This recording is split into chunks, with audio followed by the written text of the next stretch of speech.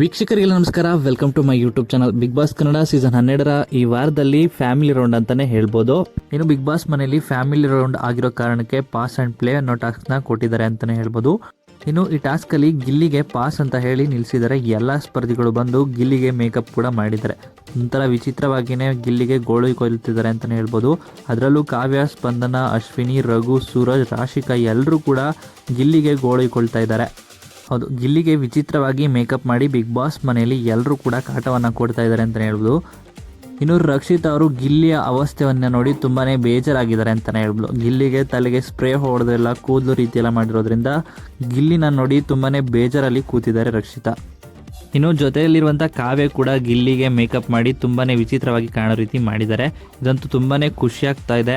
ಇನ್ನು ಗಿಲ್ಲಿ ಟರ್ನ್ ಬಂದಾಗ ಗಿಲ್ಲಿ ಅವಕಾಶವನ್ನು ಉಪಯೋಗಿಸ್ಕೊಂಡು ಯಾರಿಗೆಲ್ಲ ಏನು ಕಾಟ ಕೊಡ್ತಾನೆ ಅಂತ ಕಾದು ನೋಡಬೇಕಾಗಿರುವಂಥದ್ದು.